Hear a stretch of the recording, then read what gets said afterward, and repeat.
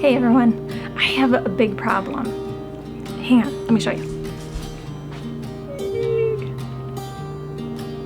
We're almost out of hot pepper flakes. That's a big problem because Ethan puts hot pepper flakes on pretty much everything that he eats. Those are really special flakes because those came from peppers from Jess's garden at Roots and Refuge. She gave some to Ben Holler when we were down there for Christmas, and he gave a bunch of them to Ethan, and we ground them up for hot pepper flakes, and we've been using them on almost everything since we got back. My plan is to go get some potting soil, if I can find any this time of year. It is winter in Minnesota. And get some seeds started in our grow tent. We haven't ever actually used the grow tent in the middle of winter, so I'm really excited to see how well it works. First though, I gotta go get a bunch of chores done and run some errands. I know that I'm not gonna get this done today. It's gonna run into 2 days. We'll see if we can get this done and get those seeds started. Okay, let's head out to the garage. I'm gonna show you the grow tent. I'm gonna go out and turn on the light. I'm a little concerned because we are not keeping the garage heated very warm this winter to save on wood. When we keep the garage at like 70 degrees or so, we burn through a ton more wood in the boiler. So we've only been keeping it at about 50 degrees.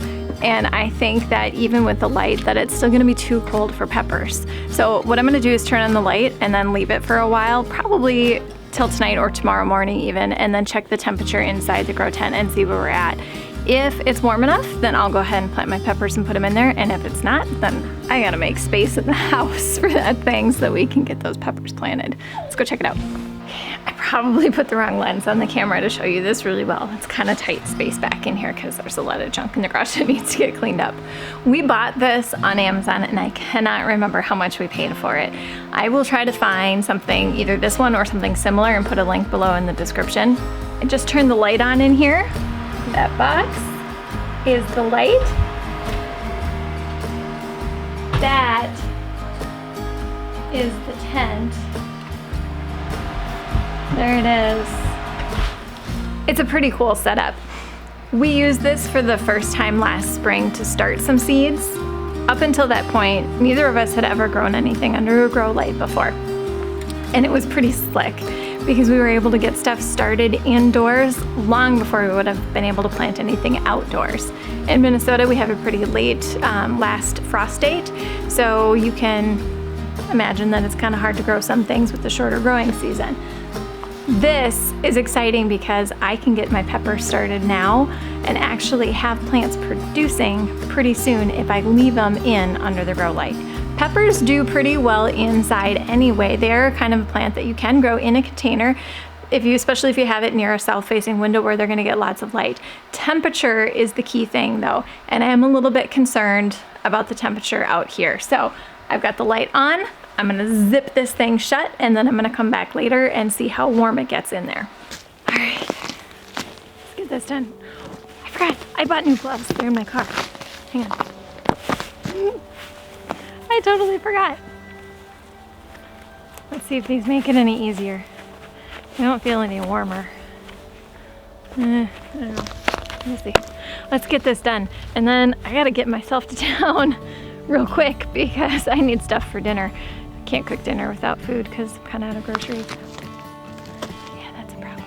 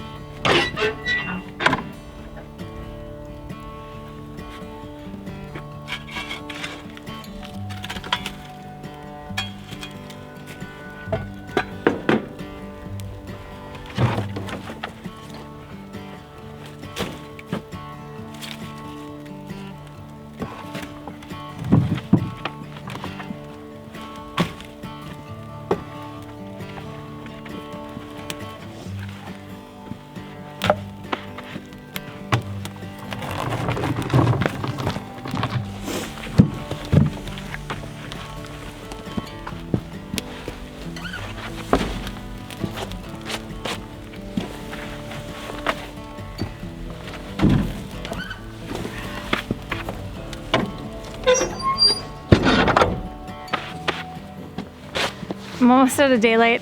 I was supposed to get the shop vac over to the other place for Ethan so he can get some more work done on the house tonight and tomorrow. I didn't get that done. I don't think I'm gonna get that done. I need Lawrence's help. And do you want to take bets to see whether or not I can actually get potting soil in town? I'm thinking, fingers crossed, yes, that I can get it in town closest to us and that I don't have to drive 20 minutes away to go get some potting soil, because I don't want to do that. I want to get those peppers planted tomorrow morning. I almost forgot the one thing that I was supposed to talk about. Forgotten Way Farms has asked us to participate in a collaboration where everybody is talking about how they got the name for their YouTube channel or their homestead. So, why are we called 180 degrees from average? It's a good question and a little bit of an interesting story. That's not a story I can tell by myself. I'm gonna need Ethan's help. But I'll start. About 5 years ago, Ethan came home from work one day and he said, "Hey Sarah, I've got this awesome idea." I was like, "Yeah, what's that?" He goes, "We should start a YouTube channel." And I looked at him like he was crazy. It was like, a YouTube channel?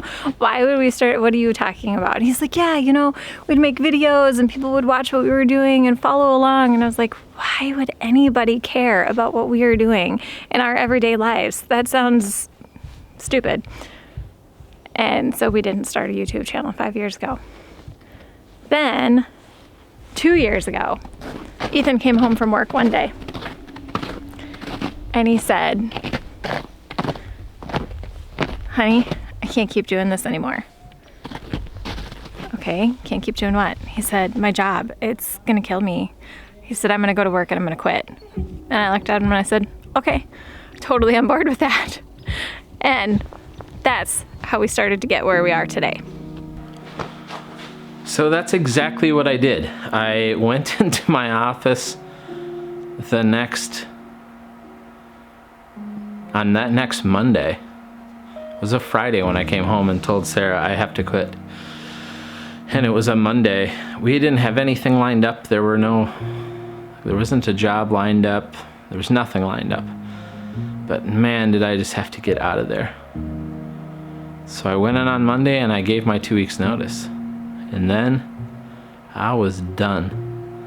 And it was like a weight just lifted off my shoulders. I was so happy to quit that job. Man. And so, why did I do that? I quit the job because I wanted something more. I mean, that job, that's the kind of job most people, would spend their entire career hoping to get. Leadership position at a startup that's doing really well. But the more I worked there, the more unhappy I got, and I just saw my life fold out in front of me, and I thought, if I keep on doing this, I will probably be rich, but I will probably be divorced, and my kids will probably hate me. Just wasn't worth it. So I quit, and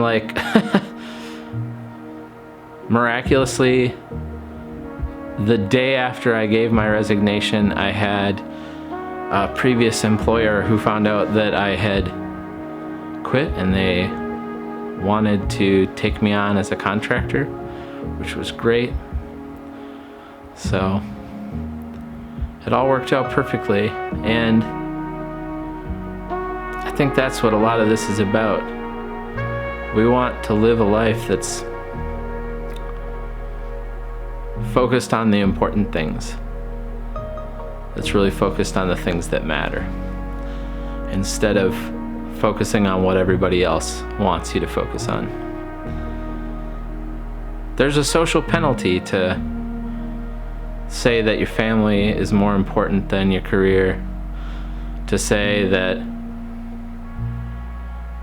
living in a place that's peaceful and that really gives you joy and happiness, that to do that instead of living in a big city and pursuing these big things,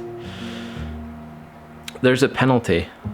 And the funny thing is, what we want to do, it's not smaller than any of the stuff I've done before. All the things we want to do right now, all the things we're working toward, none of them are smaller or lesser than the things that we were pursuing and I was pursuing before.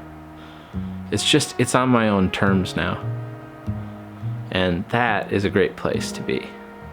And as we work harder and harder, further in that direction, we're going to get to do even more of the stuff that we've wanted to do. The adventures. Living a life that is truly 180 degrees from average.